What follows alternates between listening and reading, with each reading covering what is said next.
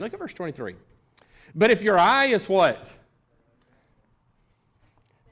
If your eye is bad, your whole body will be full of darkness.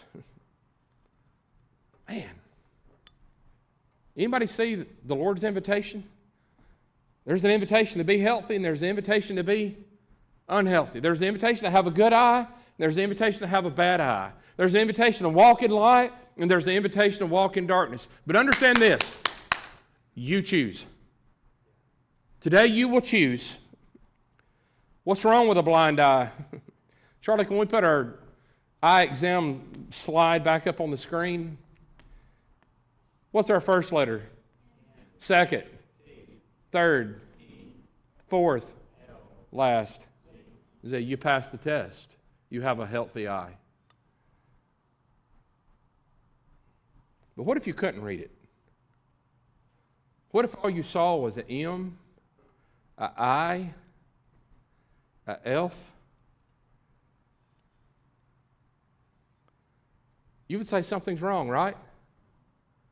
If I take my contacts out, I can't see a TV. And I'm not kidding.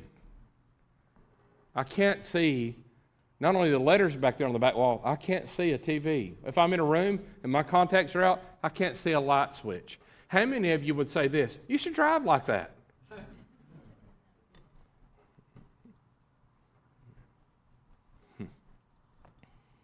I'm amazed at how many people are more concerned about their physical eyesight than they are their spiritual life.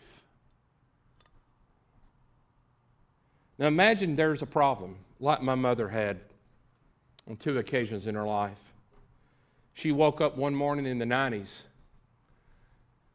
and telephone poles were no longer vertical, but they were at a 45-degree angle.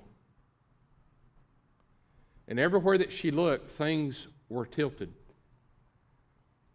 And she said, Perry, something's not right with my eye.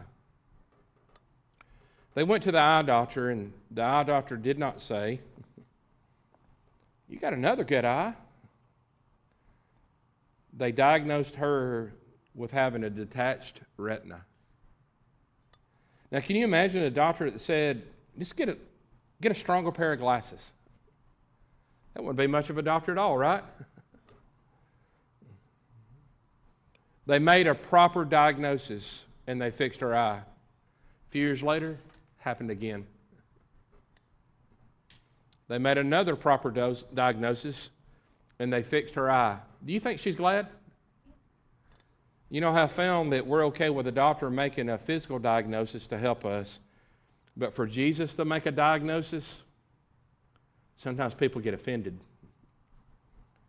They trade the treasures that God has blessed them with for their life because they say things like, you only live one life to make memories. Let's make memories. You can't spend it when you die, so live it up. And then people often make this statement too. It's always worked for us. I'm glad there's 7 or 8 families that said, we're tired of it working that way. We want to get under God's principles.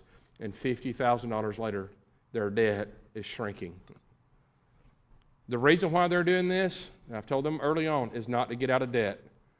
It's to be biblically in alignment with God's financial principles. And when you're biblically in alignment with God's financial principles, only then can you truly begin to give. And you will want to give. Would you follow the great physician this morning and over the next few weeks if he diagnosed your finances and he said, your eye is not healthy? Would you follow his diagnosis? Would you know if